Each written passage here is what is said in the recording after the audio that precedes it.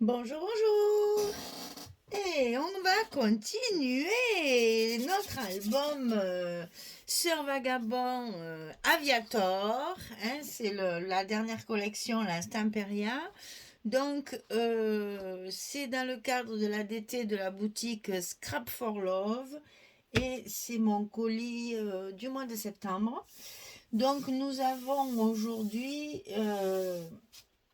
aujourd'hui travailler sur le bloc numéro 2 et on va faire une cascade de ce côté et de l'autre côté, on va commencer des choses un peu plus complexes, un peu plus compliquées. Mais je dis toujours quand je dis compliqué, ça ne veut pas dire difficile. Ça veut dire qu'il faut être rigoureuse dans vos découpes de structure, ça veut dire qu'il faut être rigoureuse dans le montage de la structure et de bien respecter les dimensions puisque chaque fois, ça va déterminer votre album, enfin comment dire, le bien fondé de votre album. Hein, il faut qu'il se tienne quand même. Voilà. Donc là, on va travailler sur une cascade. Donc on est sur la page numéro 3 et sur le bloc numéro 2. Donc toujours pareil, 54, 23, 26, 52 et 2 cm de petites languettes pour fermer le bloc. On travaille sur des pages qui font donc 23 cm sur 26 cm. On a de la place pour bien travailler et ça, c'est bien quand on a beaucoup de papier, comme ça, c'est un régal. Au moins, on peut après avoir plein d'espace photo. Donc, on va travailler avec un papier de fond, bien sûr, quand on fait une cascade. Alors, ça sera une cascade décalée et verticale. C'est-à-dire que vos cartes, elles vont être comme ça. Donc, c'est toujours plus difficile. Je ne sais pas pourquoi. Enfin, moi, je trouve, j'ai toujours plus de mal à les aligner comme ceci que comme ceci. Va savoir pourquoi. Alors, je sais pas, ça doit être psychologique. Mais bon, en attendant, les cartes que nous avons à l'intérieur de la collection, elles sont comme ceci, verticales, en portrait. Donc, forcément, on va travailler en portrait également. Et ça va nous changer un petit peu parce qu'on fait beaucoup, beaucoup de comme ça et très peu de comme ça. Alors, pour une fois que les cartes sont verticales, on s'éclate à fond et on va pouvoir faire une cascade verticale. Alors, pour faire une cascade, eh bien, il faut des cartes particulières puisqu'il y a une languette. Donc, on va couper les cartes de 13 cm sur 16 et du côté 13, on va plier à 11 pour avoir notre languette ici de 2 cm. Et ça, on va le couper une fois, deux fois, trois fois, quatre fois, 5 fois, 6 fois. On a 6 cartes, on va tout mettre sur la même page. On profite qu'on a de grandes pages pour pouvoir mettre de belles cascades. Donc ici, cette cascade, elle va donc être très lourde et je pense que je vais faire une fermeture directement sur la cascade avec des brades et une ficelle là parce que sinon mes deux rabats jamais de la vie vont tenir le poids. Donc vous imaginez 6 cascades, ça veut dire déjà 2 papiers. Ça fait déjà 12 papiers. En plus, il va y avoir les photos chaque fois. Vous vous rendez compte le poids. Donc on va essayer de faire une fermeture directement sur notre cascade. Je ne l'ai pas calculé, ça, voyez, je le fais avec vous pour que vous voyez justement que quand on a des modules comme ça un petit peu différents, il faut le monter pour voir ce que ça va donner. Tant que je ne l'ai pas monté, je ne peux pas faire ma fermeture, je ne peux pas calculer comment je vais faire. Donc pour l'instant, il n'y a rien de prévu, je vais faire avec vous. Alors, cette cascade, pour découper nos fentes ici, je vous ai fait un petit papier parce que sur ce c'est tout tracé. Mais moi perso, je pense que vous y verrez rien du tout parce que le papier est chargé. Donc j'ai fait un petit papier comme ça. Donc ici en haut et en bas, on va faire un trait à 1,3 cm.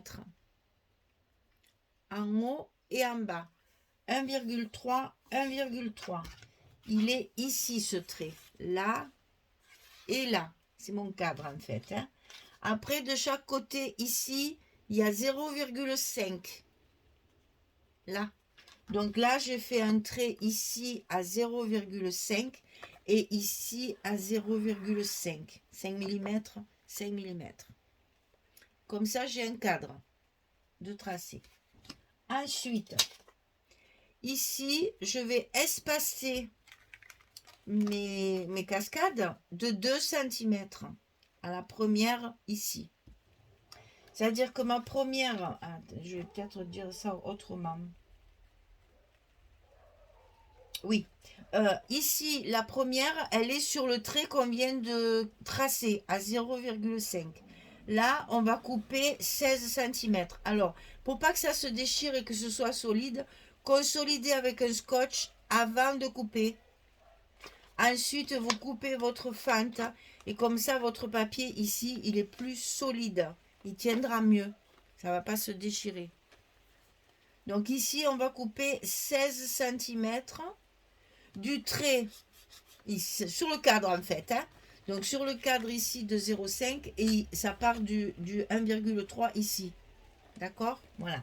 Et ensuite, chaque cascade est séparée de 2 cm. Entre chaque carte, vous mettez... Pourquoi j'ai mis 1,3 là? Je vais la lever, sinon ça va vous faire vous induire en erreur. Voilà. Ah oui, non, c'est là. On est bête, on est bête. Ouais, ça, c'est mes calculs. Alors, ici, 2 cm, 2 cm, 2 cm, 2 cm, 2 cm. On va en couper 6, bien entendu. Alors, vous allez faire vos traits de 2 cm à chaque fois. Ça va vous faciliter le calcul. Et à chaque fois, la première, elle est donc située sur le trait qu'on a déjà tracé ici du cadre. L'autre ici, on va la décaler de 1,3. C'est la même chose que là, hein, attention. Donc 1,3, on fait un petit trait et on va couper nos 16 cm décalés. Ensuite, on va rajouter chaque fois 1,3. Donc la troisième fente ici, elle est à 2,6. Toujours en partant du trait de 1,3, on va tracer un repère à 2,6 et on va couper notre fente de 16 cm. La 1, 2, 3, c'est la quatrième. La quatrième cascade ici, elle va être à 3,9 et on va couper 16 cm. La cinquième, elle sera à 5,2. On coupe 16 cm. Et la sixième est à 6,5 et on coupe 16 cm. Et chaque fois, vous voyez, j'ai rajouté 1 cm 3. Donc ici, elle est ras du cadre. Ici, elle est à 1,3. Ici, elle est à 1,3 plus 1,3, ça fait 2,6. Ici, elle est à 3,9. Ici, à 5,2. Et ici, à 6,5. Et chaque fois, ici, vous allez couper 16 cm. Bien entendu, de la largeur de votre carte. Et ça va nous faire une cascade décalée. Prenez votre temps, allez doucement. Moi, je préfère tout tracer au crayon parce que sinon, après, ça va pas. J'allais dire ça merdouille, mais vous voyez, ça veut bien dire ce que ça veut dire. Ça merdouille après derrière. Donc, je trace tout au crayon. Bon, c'est un peu embêtant parce qu'après, il faut effacer. Mais bon, en attendant, je trouve que c'est ce qu'il y a de mieux pour que ce soit bien centré, bien aligné, qu'il y ait bien les mêmes écarts entre chaque. Et une fois que la cascade est fermée, ça donne quand même à l'œil quelque chose de bien structuré et c'est beaucoup plus joli. Donc moi, je trace tout. Alors, vous faites comme vous le sentez. Je vous ai donné la possibilité de le tracer. Après, ben voilà, l'inconvénient, il est là. C'est qu'il faut gommer tous vos traits. Alors, utilisez toujours des crayons gras. Hein. Par exemple, là, moi, j'ai du HB. Hein, pour que justement, ça raye pas. Parce que si vous mettez des crayons, un crayon à papier ou un critérium, c'est pareil, des mines dures, ça va vous trouver, enfin, ça va vous marquer votre papier. Ça va faire une rayure. Si vous utilisez un crayon gras, vous allez voir, ça s'efface très facilement. Ça ne laisse aucune trace. Vous n'avez pas besoin de beaucoup frotter, donc vous ne risquez pas d'abîmer la couleur du papier. Donc, n'hésitez pas à prendre des crayons gras pour que ça s'efface bien. Bon, évidemment, vous pouvez très bien ne pas effacer, parce qu'après, vous allez me dire tout est caché. Mais bon, ça se voit quand même. Le petit trait de... Alors, travaillez toujours aussi avec un crayon bien taillé. Vous voyez là, par exemple, comme il est, eh bien ça va pas du tout. Il n'est pas assez bien taillé. Là, la pointe n'est pas assez fine, ça va pas du tout. Alors, avant, j'utilisais des critériums parce que je trouvais que justement, c'était plus fin comme mine. Et puis, je suis revenue au crayon à papier, j'allais dire ordinaire, parce que je trouve que c'est quand même plus solide. Les mines, elles se cassent. Ah ben, la gomme aussi. Les mines, elles se cassent. Quand vous arrivez au bout, ça sort plus. Bon, ça m'a énervé. J'ai dit, allez, c'est bon. Je laisse tomber les critériums. Et je taille un peu plus souvent mes crayons. Avec un bon taille crayon. Et ça fait l'affaire. Voilà. Et donc ça, c'est sur la gauche du papier. Je vais vous les mettre en place. Comme ça, vous verrez ce que ça va donner. Donc, la première, on commence toujours nos cascades par la dernière, bien sûr. Donc, ici. Hein. Une fois qu'elle est en place, eh bien, on tourne notre papier en appuyant bien fort pour pas qu'elle bouge. Et on n'hésite pas à coller. La première, c'est la plus facile. Donc, ici. Je vais mettre la seconde avec vous, puis après je ferai le reste hors caméra parce que sinon ma vidéo elle sera trop longue. Voilà, ça va vous faire un alignement comme ceci. Et alors, voilà. Oh, mais qu'est-ce qui se passe? Elle ne veut pas y aller, hein. Là, voilà.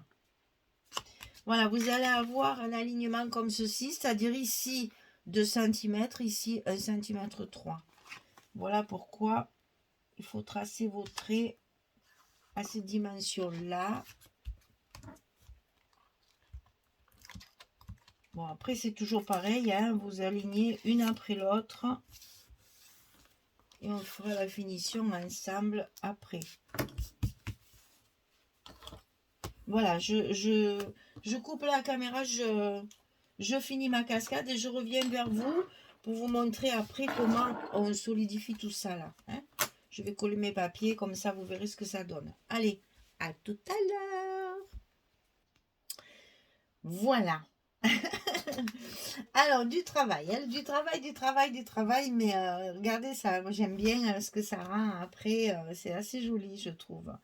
Alors, j'ai utilisé du fil noir aussi pour fermer ma cascade parce que vous voyez, elle est très très épaisse, donc imaginez une fois qu'il y aura les photos, ça va être vraiment très épais. Donc du coup, il vaut mieux prévoir une fermeture déjà ici pour la maintenir. Alors, qu'est-ce que j'ai? Ben, j'ai utilisé du fil noir parce que toutes mes décorations après vont tourner sur le noir. Hein, vous savez, toutes les décorations comme ça, là, que j'ai découpées, les engrenages et tout ça, ça va tourner sur du noir travaillé avec des cires, mais c'est quand même noir. Donc, j'ai utilisé fil à broder, là, noir, pour que ça soit assorti. Et donc, ici, sur la fermeture éclair du blouson de Lady Vagabond Aviator. J'adore. J'ai mis comme si elle avait un bouton doré sur son blouson. Et c'est ça qui me sert de fermeture ici. Donc là, je n'ai plus qu'à tourner 2-3 fois et c'est bon. Et là, j'ai coupé dans mes chutes de papier un petit morceau de papier façon soleil là. et qui fait, voilà, juste pour pas que le fil s'effiloche et en même temps que ça fasse une petite breloque pendentif, on va dire, en papier. Alors ici, je l'ai fait passer derrière mon papier, je l'ai plié mon fil et j'ai remis du scotch. C'est-à-dire que j'ai collé une première fois mon fil dans ce sens, j'ai replié mon fil, voilà, ici. J'ai mis mon scotch ici et quand j'ai replié ici, j'en ai remis encore du scotch. Comme ça, en fait, si vous voulez, ici, ça fait une boucle. Ici, ça fait une boucle. Comme ça risque pas de se décoller à l'usage. Donc, c'est collé dans un premier temps ici et ici. J'ai tourné mon fil, j'ai collé ici et ici. Bien entendu, tout ça, après, je vais lever mes protections pour qu'en plus, ça soit collé sur mon bloc. Mes fentes. Alors, toutes les fentes, ça, c'est obligatoire. Même si vous travaillez à la colle, collez avec du scotch vos fentes. Comme ça les solidifie. Ça les, comment dire, elles sont solidaires les unes des autres. Et puis, ça vous les cache pour que ça soit bien solide. Parce que quand vous allez ouvrir et fermer, oui, il faut se rappeler du sens qu'on le met aussi, c'est mieux. Quand vous allez ouvrir et fermer, il faut que vos fentes ici soient bien protégées. Donc voilà pourquoi on rajoute du scotch sur les fentes, ici. Et donc tout ça, il n'y a plus qu'à. Il n'y a plus qu'à le coller sur votre bloc ici. Alors ensuite, on va... Il est tellement serré, voilà. C'est un bras, ah oui, je vous avais laissé la boîte pour vous montrer. C'est des petits bras, c'est des attaches parisiennes vraiment bureautiques. Hein. Celles-là, les dorées comme ça, c'est celles que je trouve à Bureau Vallée qui sont vraiment pour j'allais dire le vrai travail. Non, ça marque mal de dire ça, parce que ça veut dire que ça, c'est pas du travail. Si, mais enfin, disons, pour le bureau, quoi, le bureau officiel de travail, j'ai acheté ça chez Bureau Vallée, et il y en a de différentes longueurs, c'est-à-dire celles-là, elles sont très grandes, celles-là, elles sont un petit peu plus petites, et elles sont dorées, parce que ça, dans le scrap, en doré, enfin, moi, j'en ai jamais trouvé. Donc, je préfère les acheter à Bureau Vallée. Comme ça, j'ai une réserve. Bref, voilà. Donc, ça, c'était pour vous la petite histoire de la fermeture. Ensuite, on va rajouter ici notre petit rabat où on va mettre la fin de notre image de la page numéro 2, puisque nous sommes sur la page 3. Donc, ici, je vais pousser ça pour pas que ça me gêne et pour pas l'abîmer. Alors, ici, 15,7 sur 26.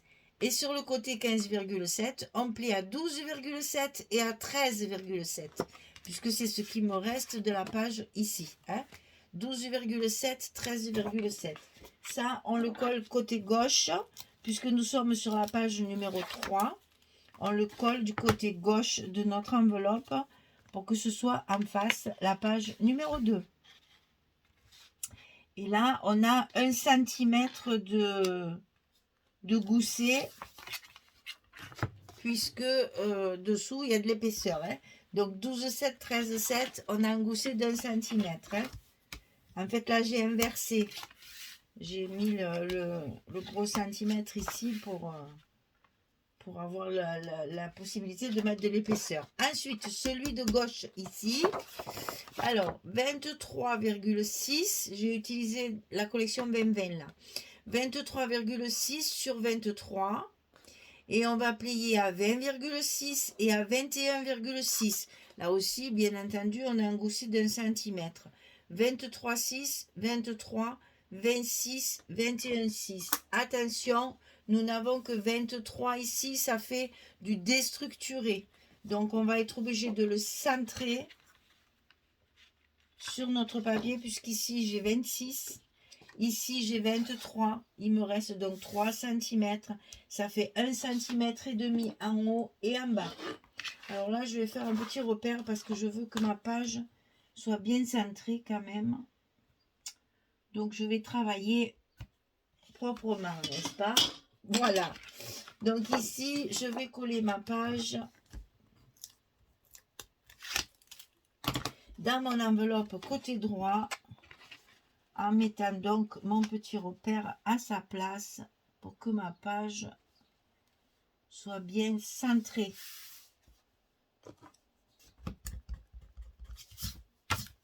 Voilà. Et donc, c'est comme ça, en fait. C'est pour ça que ça fait déstructuré. C'est celle-ci, puisqu'on a toujours notre page ici, hein. Donc, on ne va pas la cacher maintenant, hein, qu'on s'est cassé la tête à la découper. On ne va pas la cacher. Donc, on va la laisser comme ceci. Et c'est cette page-là qui sera à l'intérieur. Donc là, on va y mettre 2 petits aimants pour la fermer tranquillement. On a... Attendez, qu'est-ce que j'ai... Ah, il y avait le petit journal. Oh, allez. 2 petits aimants, ça va suffire ici.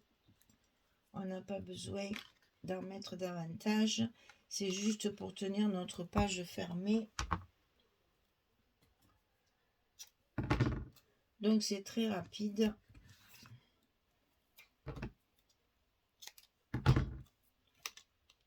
C'est pas la peine d'avoir une fermeture très compliquée.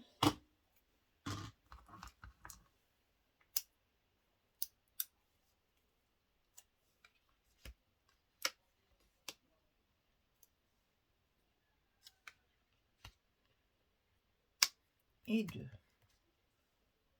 Hop. Attention à vos goussets. Je répète toujours pareil, je sais, hein, mais bon. C'est pour vous aider. Et puis, il faut toujours penser à celles qui passent pour la première fois, qui ne sont pas habituées à ma façon de travailler. Et qui donc seront bien contentes que je donne tous les renseignements. Voilà, allez, on colle nos papiers et la page sera terminée. Donc, je colle tout ça et je reviens vers vous. Voilà, la page numéro 3 est donc terminée. Vous voyez que j'ai récupéré encore toujours des bandes comme ça pour faire mes papiers. Ici, c'est une récupération, c'est une chute aussi que j'ai centrée pour qu'il y ait écrit au milieu le petit journal. Je trouve ça trop mignon. Ça va bien avec l'ensemble, c'est parfait puisque c'est un album de voyage essentiellement. Donc ici, recouverte, vous savez qu'ici vous avez la place de mettre une photo, hein. Tout est calculé pour pouvoir faire des stops avec des décorations et tout ça, pour pouvoir mettre des photos supplémentaires. Et je pense que même ici, il y en a une qui rentre, hein. Ici, pareil, on a un grand espace. Là, c'est pareil, j'ai joué sur les bordures, hein. Toujours pour rajouter un petit quelque chose à mes papiers. Et puis, donc, notre cascade ici qui est maintenant bien collée et qui va pouvoir constituer quand même une belle réserve de photos, n'est-ce pas? Voilà, et vous avez ici la possibilité d'en mettre une encore, hein. Donc là, il y a un minimum de 7 photos ici, 8, 9, on peut dire 10 photos encore, hein. Vous voyez qu'il y a vraiment de quoi faire dans cet album. Il est grand, on en profite, on peut mettre beaucoup de photos. Je suis même en train de me demander, on doit pouvoir mettre une petite ici là.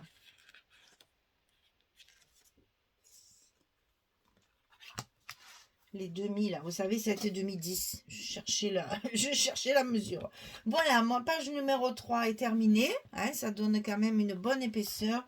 On a largement la place de mettre les photos dessous. En mettant 1 centimètre, ça fait quand même un bon espace, un bon volume pour pouvoir remplir dessous. Donc là, si je vous montre, manque celle du milieu, mais bon. Vous savez que c'est la photo qui est coupée en deux, hein, sur cette partie-là. Et on va retrouver la même chose ici, bien sûr, sur l'autre côté. Quand on va tourner notre page, ici et ici, nos photos seront également coupées. C'est l'horloge là. D'ailleurs là, il y a les pages du milieu. Il y a une page miroir, c'est-à-dire que c'est les deux mêmes pages. Je ne sais pas si on ne devrait pas les faire en même temps. On verra. Parce qu'elle est complexe. Elle est très complexe aussi. Alors, on verra. Donc ici, c'est fini. La page numéro 3 est terminée. Voilà notre sœur Aviator là qui est en place pour décoller de son avion. J'espère que ça vous plaît. Il faut imaginer maintenant la déco. Vous voyez là par exemple, là sur le papier, j'ai des engrenages. Inutile de vous dire que je vais continuer à en mettre quelques-uns ici pour justement rajouter du volume et de la vie à ce papier. Voilà. Je vais me régaler dans la déco. Je sens que la déco, elle va durer... j'en ai pour 3 jours. Voilà, eh bien écoutez, merci beaucoup et puis à très vite pour notre page numéro 4 derrière qui est assez... accrochez-vous parce qu'il y a pas mal de choses l'une sur l'autre et la page numéro 5 sera en miroir, c'est-à-dire c'est le même style mais à l'envers en fait. On va voir ça ensemble. Allez, je vous souhaite une bonne journée, une bonne soirée et puis je vous dis à très vite pour la suite de cet album Sœur Vagabond Aviator de la boutique Scrap for Love. Merci beaucoup. Au revoir tout le monde.